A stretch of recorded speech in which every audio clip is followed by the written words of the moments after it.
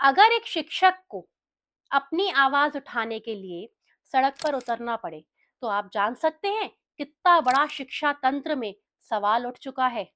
नमस्कार दोस्तों, मैं हूं दीवा शर्मा।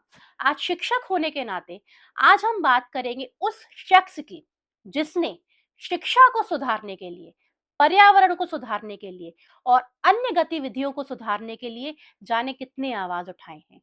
और वो शख्स हैं सोनम वांगचुक जी। सोनम वांगचुक जी भारत के एक प्रसिद्ध इंजीनियर हैं, शिक्षा सुधारक हैं और एक बहुत बड़े इनोवेटर हैं। उनका जन्म स्थान लद्दाख का है और उन्होंने एनआईटी श्रीनगर से मैकेनिकल इंजीनियरिंग की पढ़ाई की है। सोनम वांगचुक कोई नए व्यक्ति नहीं है, ये वही शिक्षा सुधारक है जिनकी प्रसिद्धता को देखकर थ्री इडियट पिक्चर के प्रमुख कलाकार फुनसुक वांगडू बनाया गया था। आज अगर वो 18 दिन से किसी हंगर स्ट्राइक पर है, तो वे हमारे बच्चों के उज्जवल भविष्य के लिए है।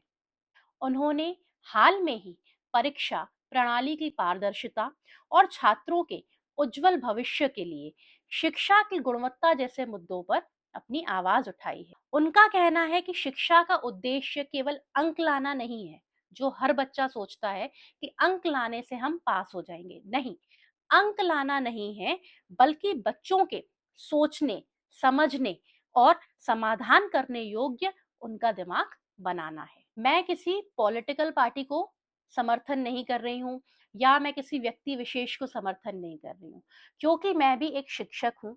तो मेरा ये मानना है, मेरा ये ओपिनियन है कि मैं अगर सोनम वांगचुक जी को सपोर्ट कर रही हूँ, तो उन्होंने जिस मुद्दों पर अपनी आवाज उठाई है वो सही मुद्दे हैं।